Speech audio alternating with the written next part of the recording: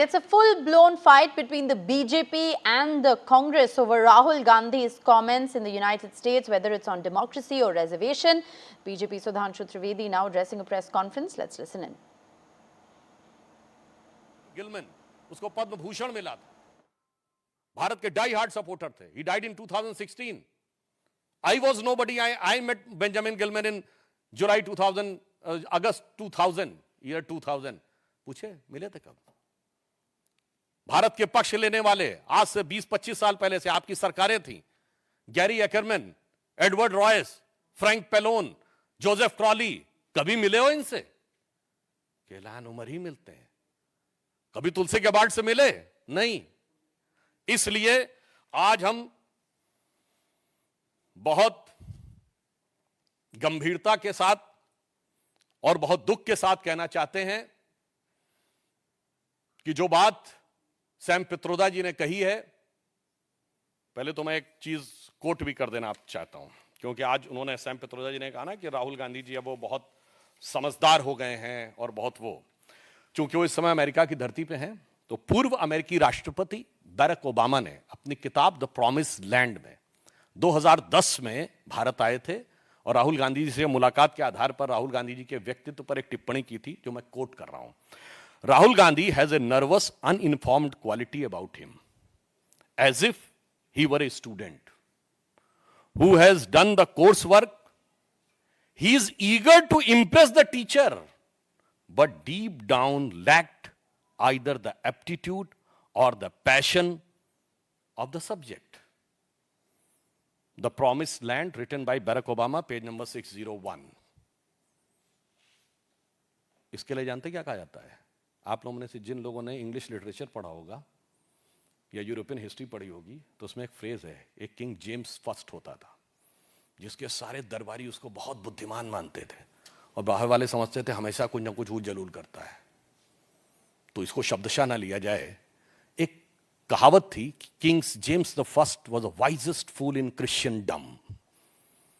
So in my opinion the same thing applies to Rahul Gandhi for कांग्रेसडम.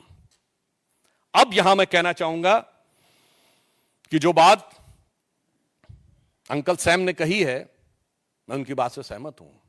जो उनको संज्ञा दी जाती थी, अब वो नहीं है.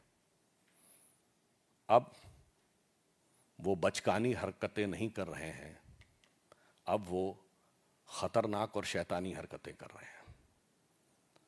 अब वो हर उस ताकत के साथ हैं जो भारत को कमजोर देखना चाहती है, भारत को झुका हुआ देखना चाहती है.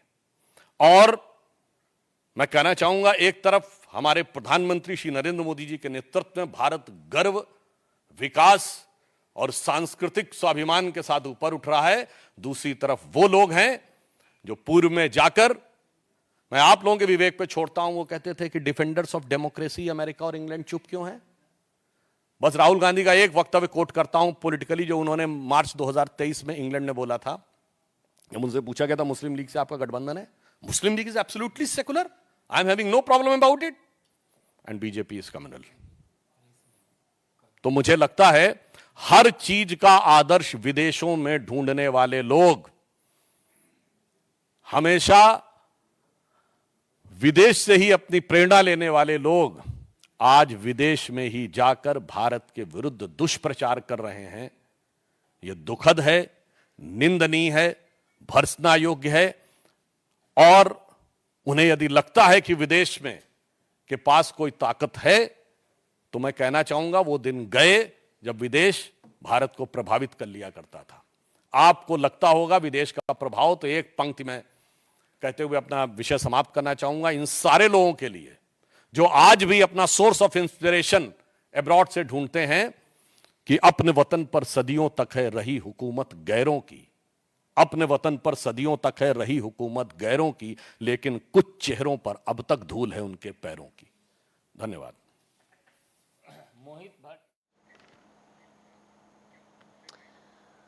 All right, so that of course is the latest attack from the BJP. Remember, Home Minister Amit Shah has also taken to social media platform X and attacked Rahul Gandhi for being an anti-national, engaging with anti-national elements, and saying that the Congress's anti-reservation mindset has been exposed. This of course despite the fact that Rahul Gandhi has in fact clarified on the statements that he's made.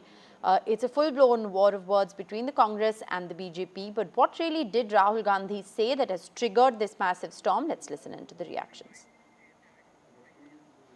If you add up Dalits, tribals, OBCs, they come to 73%.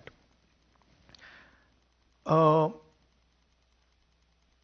of 70 people, there's one tribal. I think 3 Dalits, 3 OBCs. So, and I think a minority.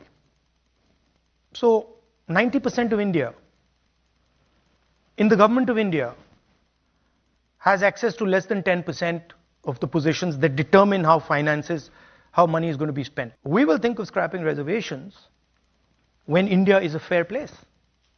And India is not a fair place. Somebody misquoted me yesterday saying that I'm against reservations. I've been saying again and again and again, we're going to increase reservations beyond 50%. And I'm not against reservations.